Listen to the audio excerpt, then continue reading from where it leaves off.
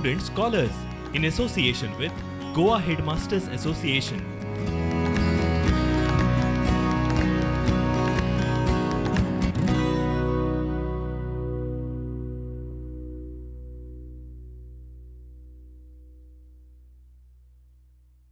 Students, welcome back to chapter 4 of our textbook, and that is agriculture. So, after having studied resources and development, forest and wildlife resources, water resources, today we are going to study about agriculture as a resource. What is the importance of agriculture? This shouldn't be a question anybody would ask, because we depend on agriculture for our food. So, agriculture is important because it produces the food we consume.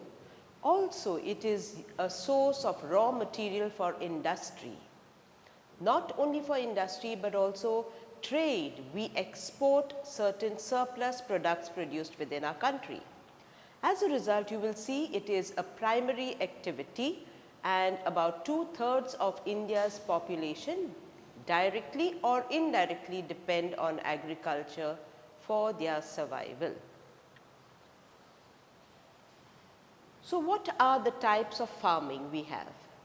The types of farming have undergone a great deal of change from the primitive days right up to today.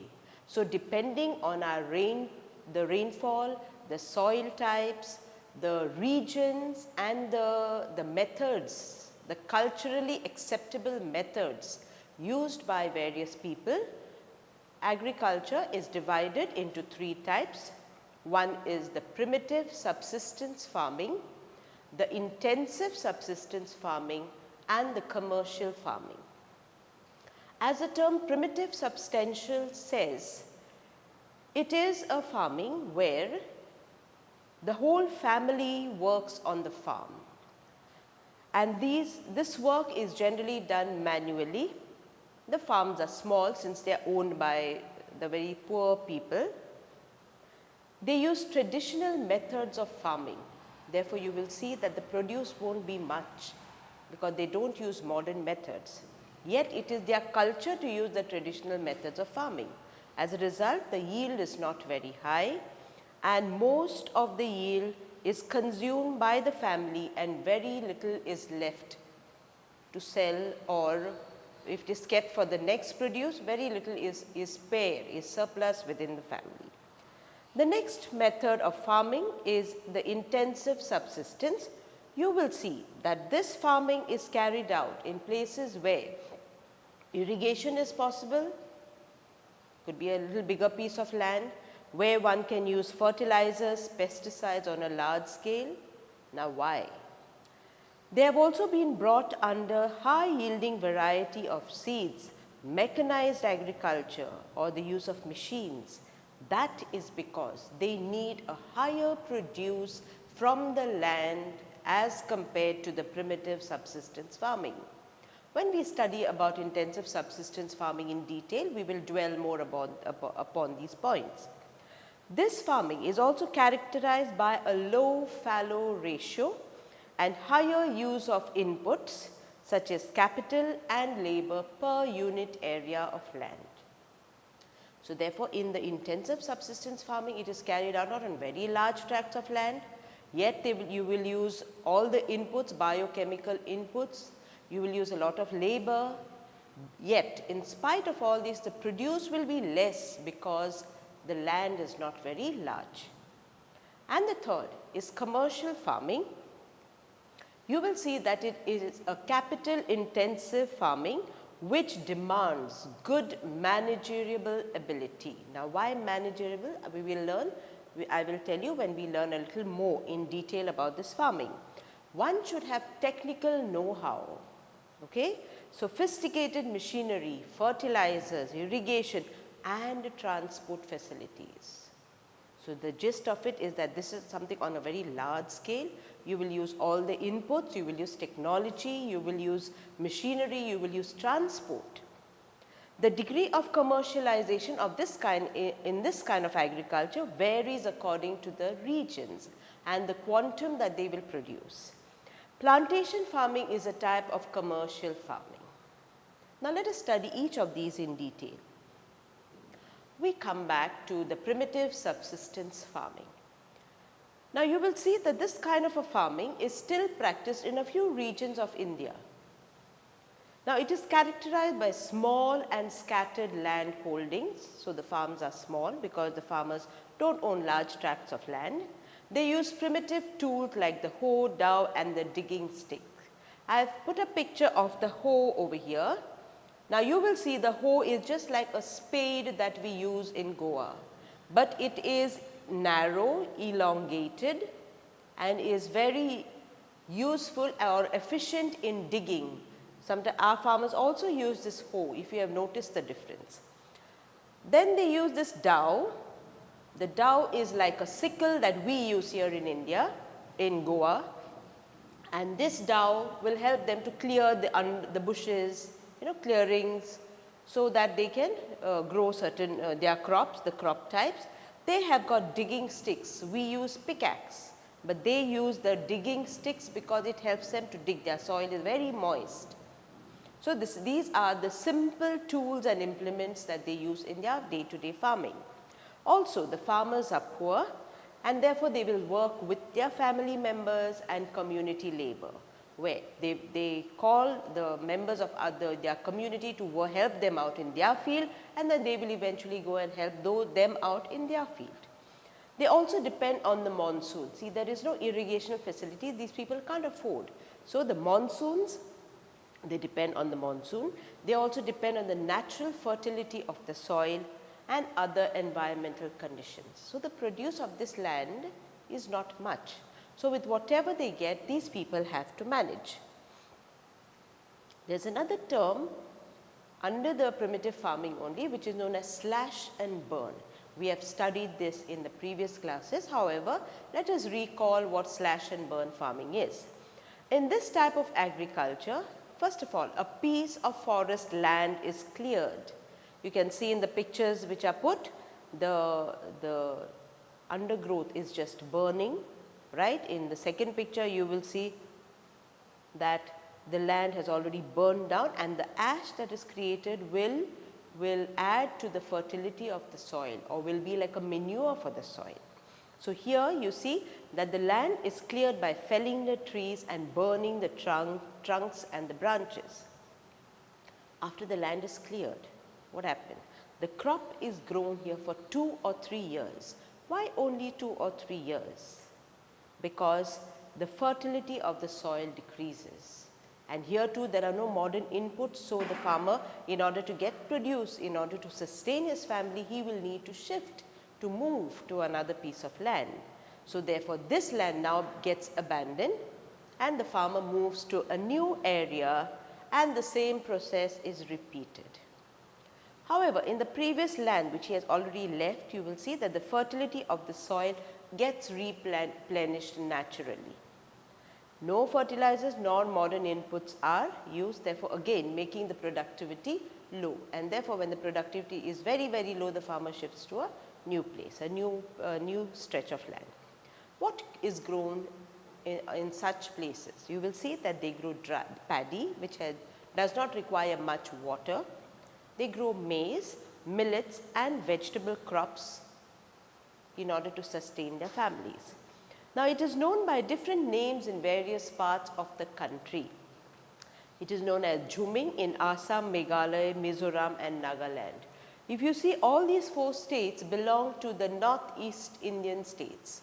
So generally in those hilly areas where they have abundance of rainfall, the land is slopey, the land is fertile, you will see that Jhuming is or slash and burn farming, because they slash the trees and they burn the residue of the trees and they carry out their farming. So this is carried out there. You also see it is known as Pamlo in Manipur, again in the northeast, Deepa in Chhattisgarh because it is hilly, and Andaman Nicobar Islands. So there are various names, however this type of farming is carried out in these places. The next, we have intensive subsistence farming. Now, what is done in this kind of farming? You will see basically it is practiced in a place where there is high population density. That means in a region where you have a lot of population, it is the farming population, and they need to get the produce of their land for their survival, for their sustenance. They may sell the extra and they will use biochemical inputs. So, such kind of a farming carried out by the farmer is known as intensive subsistence farming. It is labor intensive for high productivity. So, you will use your inputs, you will use machinery and carry out this farming in order to get higher input. Now, you must remember that the land holdings here are not very big, and I will tell you why.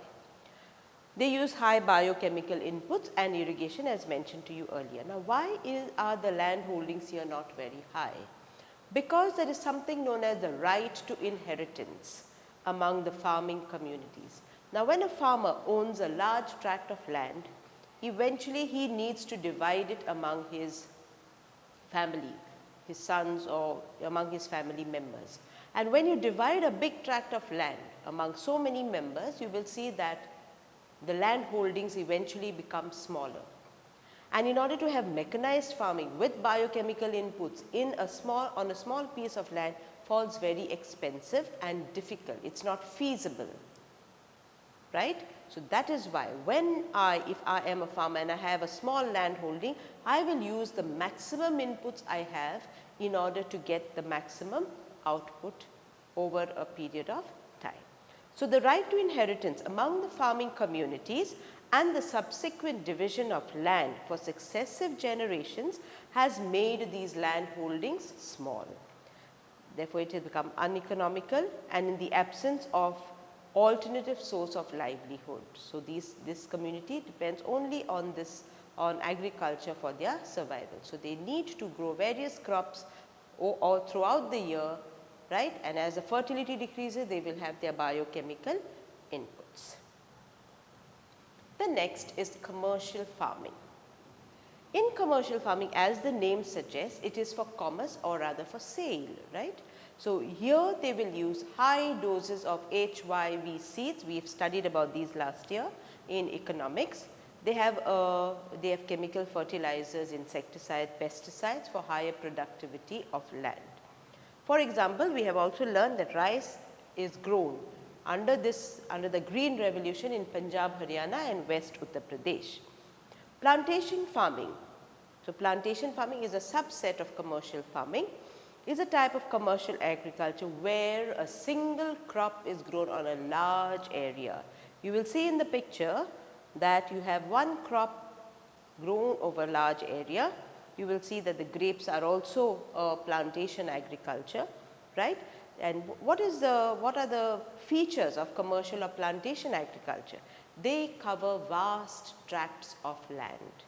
They use capital intensive labor and generally these are migrants. So, they will have migrants, they give them the residence and these migrants work on these large tracts of land.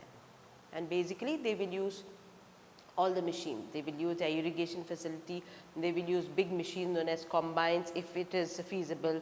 Otherwise, if it is removing of these grapes or bananas, growth of bananas, right, you need manual labor for it. That is why it is referred to as capital intensive labor.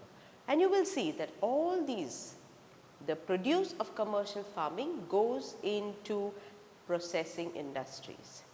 So, the raw material, so the produce of commercial or plantation agriculture is generally for the industry. Some of the plantations like tea, which is carried out in Assam, North Bengal, coffee in Karnataka and rubber have processing factories within the farms itself. So, that the shelf life of the produce remains and is acted upon quick. Other plantation crops are sugarcane and banana. So, we have the sugar crushing industries close to the farms. So, this now requires a well developed network of transport and communication. So, it requires a well developed network. Now, see, we had spoken about transport. Why transport? Now, the raw material has to be brought from the farms to the processing units. So, and in order to make it efficient, quick and so that there is less of loss of the raw material, it needs to have efficient means of transport and communication. So, there needs to be communication between the industry and the farm, the processing industry and the farm on the produce as to when it will come, what is the quantum, etc. And also the market, you need to have transport to the market. What is the use of producing the material, having the finished product if you are not going to have transport in order to market it to various parts of the country. So, all this is a whole network of system.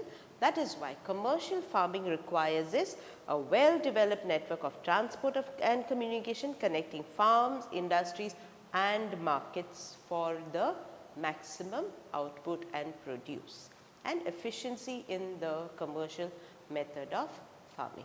So, these were the 3 basic farming practices that we have in our country. So, depending on the region and their culture, you have these farmings carried out. It is not the same throughout the country.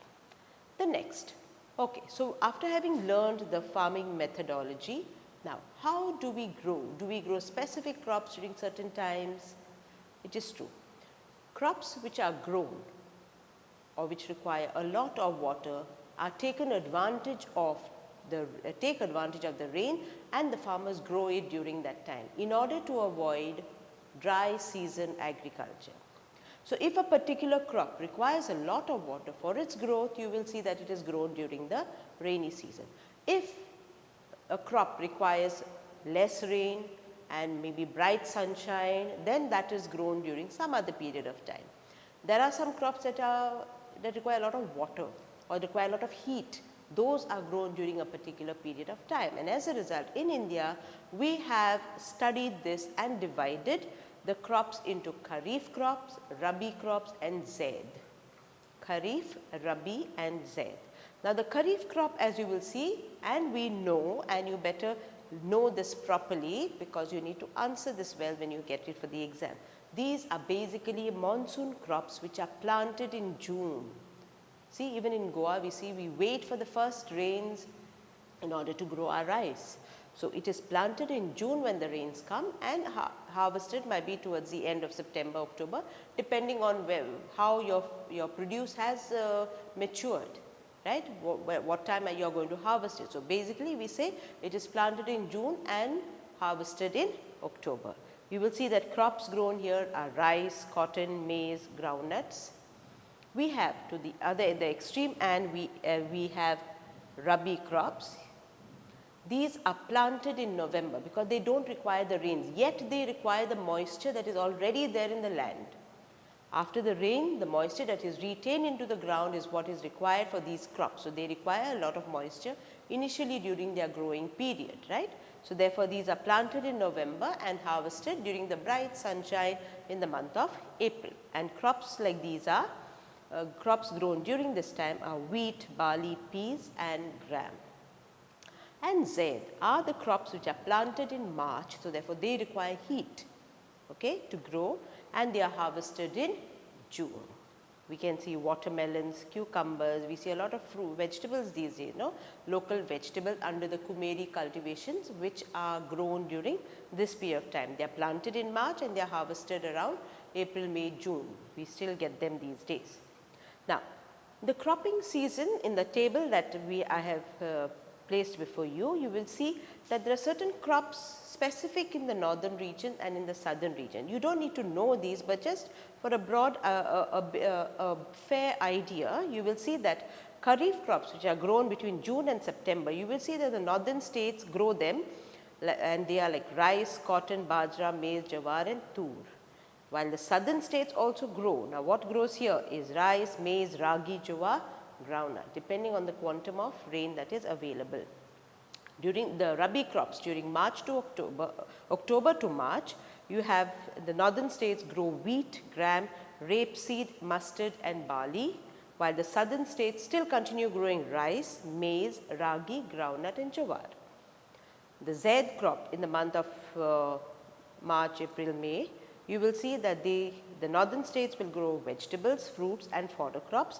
However, certain southern states will grow rice, vegetables and fodder. So, rice is grown throughout if you see in the southern states, because they must be having the source of water or irrigation in order to grow that rice. What are some major crops of the country? Whenever we study about crops, rice and wheat always takes the first, second place. So, again, because that is a major produce of the country, it is a staple diet of the people, and so we need to study about rice and wheat. Now, rice, I have made a tabular column so that you can find it easy and convenient to study and remember. Now, the first crop is rice, which is a staple diet of all Indians, and the climate that is required for the growth of rice is temperature above 25 degrees Celsius. It requires high humidity, it is a kharif crop basically, and rainfall above 100 centimeters. So, therefore, regions which have rainfall above 100 centimeters will definitely grow rice, and most of the states in the country do get that much of rain. So, all the states of the country will definitely grow, but which are the regions where the produce is very much? You will see the plains of north and northeast India, north because not only the rain but also the river waters come, and the soil is very fertile. Therefore, the plains of north and northeast India. You will find the coastal region because they too get the rain, and the deltaic region, the soil is fertile, the fertility is replenished by the alluvium that is brought down by the rivers. States, of course, all the states, we have been studying this for a very long time. Now, what is the important information here? If a place does not get enough of rain, there is a network of canal irrigation which enables those states to grow rice. So, therefore, it can be grown with dense network of canal irrigation and tube wells in regions of less rainfall like Punjab, Haryana, West Uttar Pradesh and parts of West Rajasthan. And these are the same places where we had the green revolution that began some years back. Coming to the second crop, the second most important cereal crop of the country is wheat. Now, wheat requires a cool growing season and bright sunshine for ripening. Therefore, it is harvested around March, April. It requires 50 to 75 centimeters of evenly distributed rain. So, therefore, it will be grown in places which get the retreating monsoons. You will see that we have regions such as the Ganga Sutlej plains of the northwest, so Ganga Sutlej, and the black soil regions of the Deccan Plateau. So, the states where wheat is grown is Punjab, Haryana, Uttar Pradesh, Bihar, Rajasthan and parts of Madhya Pradesh, and therefore, this becomes a very important food crop of these states. The next is millets. Now, we have bajra and jowar which come under the category of millets. We also have ragi. Now, I hope you have seen bajra in the market, okay. The grains of bajra look like this, and the cobs, so to say, of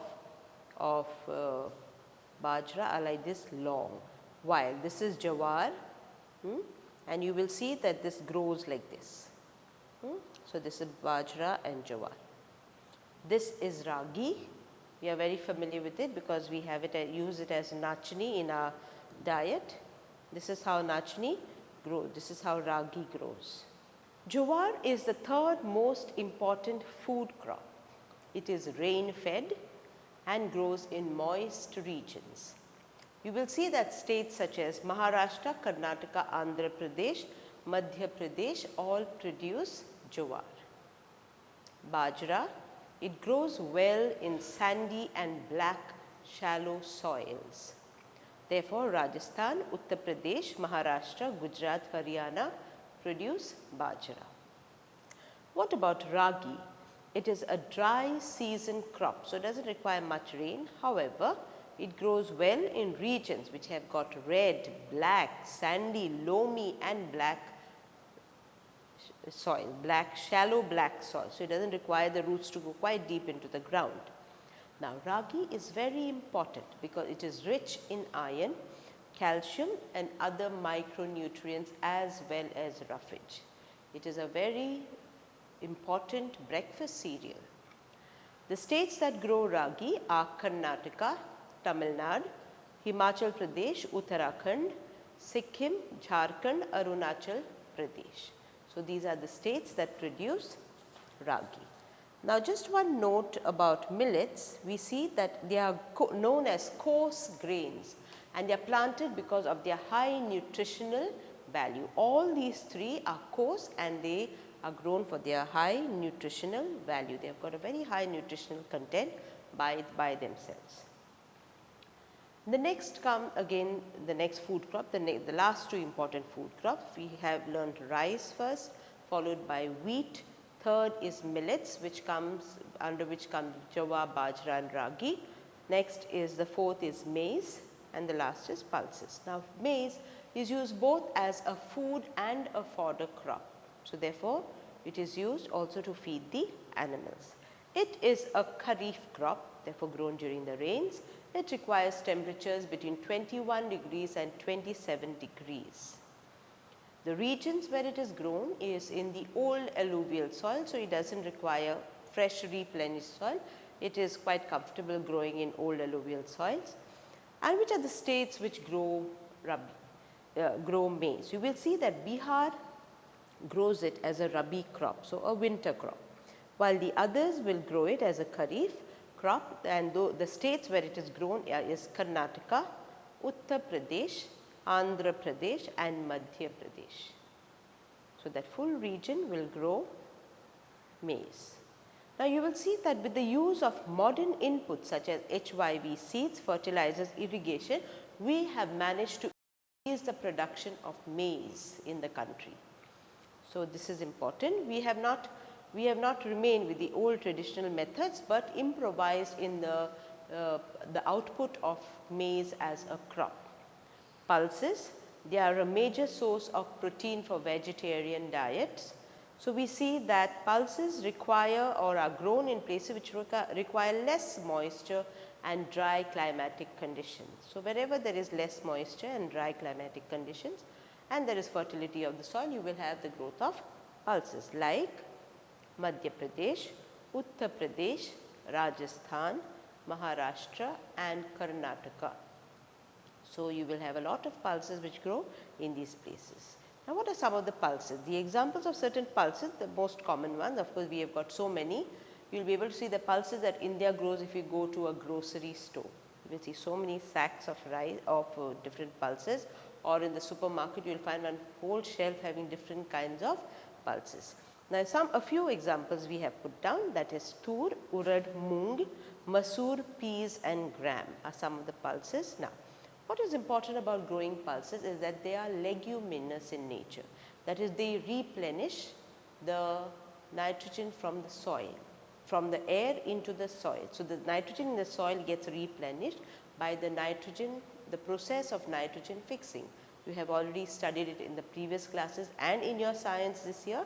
So, nitrogen fixation helps us when we grow pulses to fix nitrogen into the soil and therefore replenish the fertility of the soil. So, it is very profitable to grow pulses. Here we have the variety of pulses which are found in our country. These are just a few, there are so many more, and that is maize, butta, which we like when we go to have it nice and roasted with butter and whatever else. So, lime, so that is maize. What about other food crops grown in the country? There are some major crops grown which do not come under the category of food crops, right? That do not come under the category of food crops as grains or grain as food crops. So, they are sugarcane, oil seeds and tea. So, these are also food crops but which are not grains, and they are sugarcane, oil seeds and tea to begin with. There are more that will follow. Now, sugarcane is a crop that can be grown both in the tropical and the subtropical region. So, there is a vast area that can support or sustain the growth of sugarcane. It grows well in hot and humid climates, so it requires a lot of rains. The temperatures between 21 and 27 degrees Celsius, and it requires rain between 75 and 100 centimeters. So, regions, and especially in India we have a lot of regions that come under this range of rain. So, it grows in a lot of places. You will see that the irrigation can be carried out in places which have low rainfall, right, and if the soil is fertile, and if you have large tracts of land to grow sugarcane, with the help of irrigation sugarcane can be grown. It is labor intensive from sowing to harvesting, because here you cannot put machines into the fields. So, it needs to be manual, therefore, it is said to be a very labor intensive crop from the sowing to the harvesting of the cane. What do you get from the sugar cane? We get sugar, we get gur or jaggery, khandsari and molasses. Khandsari is that sugar candy which we have when we have a cold and all that, and molasses which is used in industry. Which are the states? Excuse me for having written short form, students, because it would not fit in that space. Okay? So, we have states that grow sugarcane are Uttar Pradesh, Maharashtra, Karnataka, Tamil Nadu, Andhra Pradesh, Bihar, Punjab and Haryana. So, many states, see, because we have tracts of land, fertility, rain and irrigational facilities, like see Punjab, Haryana has got a lot of irrigation, therefore, they can grow.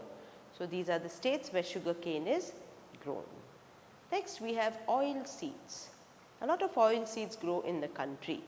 The main seeds produced within the country are groundnut, mustard, coconut, sesame, soya bean, castor, cotton, linseed and sunflower, to name a few. There are many other seeds also that are grown, and all the seeds that are grown, the oil that is extracted from them need not be edible only. They are also used as raw material in industry, right. So, some are edible oils and the others are used as raw material. Now, which are the industries that have the use of these oils? We will see the soap industry, cosmetic industry and ointments. So, when you have an ointment, the base will be some kind of an oil which will help you to apply, right, which will allow you to spread on your skin. States which grow oil seeds are Andhra Pradesh, Tamil Nadu, Karnataka, Gujarat and Maharashtra. So, these have the growth of oil seeds. Tea.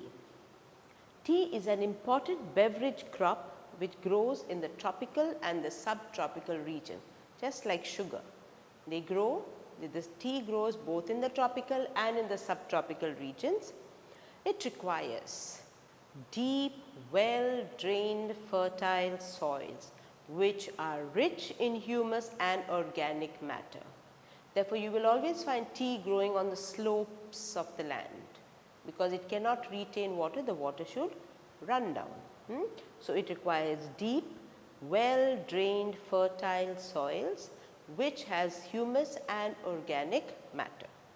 It also requires warm, moist, frost free climate with frequent showers for the continuous growth of tender leaves. I repeat, it requires warm, moist, frost free, so no cold, with frequent showers, that is frequent rains, in order to encourage the growth of tender leaves, because it is the tender leaves that are harvested. So, once the leaves mature a little bit, you will not get, it does not give you that much of flavor. Okay? So, therefore, the tender leaves need to be harvested, and for that continuous rain is important. It is labor intensive because it has to be plucked by hand. So, if you see on the tea cultivation, you will find ladies with baskets on their back, and they pick the leaves and they just drop it into their basket. So, therefore, it is labor intensive, and you require cheap labor, because on all those tea gardens which you have on those hills, imagine having so many people working, so much of labor working. So, it has to be reasonable in order to be economically feasible.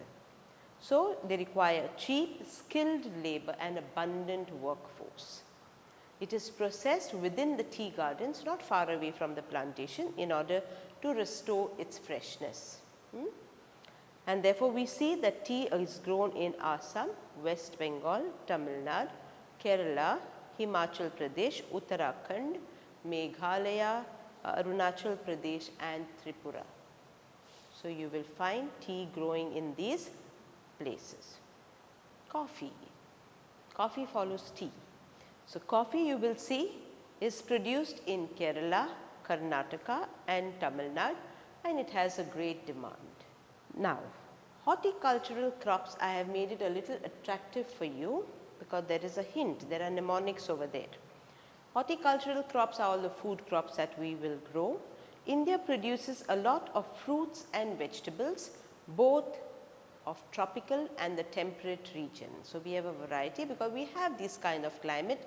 We have got the soil, various soil types, therefore, we can grow all these fruits, and India has taken advantage of the climatic conditions and therefore grown a lot of crops. And so, these horticultural crops, the first is the king of fruits, that is the mangoes, and you will see that mangoes are grown in Maharashtra, Andhra Pradesh, Uttar Pradesh and West Bengal. Now, why did I highlight M and A for mango? Because M will stand for Maharashtra, so you get the hint that it grows in Maharashtra, and A for Andhra Pradesh. So, these are the states that this fruit grows the maximum. Next, we have oranges, and oranges grow in Nagpur and Meghalaya. So, oranges have a G, and these are the two places you can remember where they grow, where oranges grow. So, Nagpur and Meghalaya, and which place of Meghalaya? Cherrapunji, which gets the highest rainfall. Next, we have bananas which grow in Kerala, and the banana chips from Kerala are synonymous.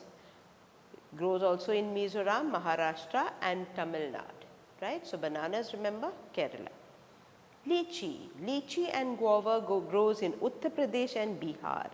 So, I have just given you a hint that U of the guava will give you the hint that it grows in Uttar Pradesh, U, and lychee, the I, grows in Bihar, L-I, so B-I. So, lychee and guavas, you will see that guava grows in Uttar Pradesh and lychee in Bihar. Pineapples grow in Meghalaya. You will find that grapes grow in Andhra Pradesh. So, that A and P of grapes, I have given you a hint that AP of Andhra Pradesh, and it grows in Maharashtra. So, if you notice, we have grapes which grow in Andhra Pradesh and Maharashtra, and we also have mangoes that grow in Maharashtra and Andhra Pradesh besides other states, right. Then we have got apples, pears, apricots and walnuts which grow in Jammu Kashmir. This I am sure you know. So, Jammu Kashmir and Himachal Pradesh. The next is a set of vegetables besides the others that we have. These are the commonly used vegetables. They are peas, potato, cauliflower, carrot, brinjal, onion and tomato. Now, these I have put them in this order because I have given you a mnemonic over there, P2C2BOT. Remember this. If you remember P2C2BOT, you know what to remember. P stands for peas, potato, C2 will stand for cauliflower, cabbage, B is for brinjal, O is for onion, T for tomato. So, I think this should make your learning of horticultural crops a little simpler. With that, we finish one part of the lesson, and thank you for your attention. I hope it will make you easy to study the matter that we have already the matter that I have explained to you. I hope you have understood it. Thank you very much.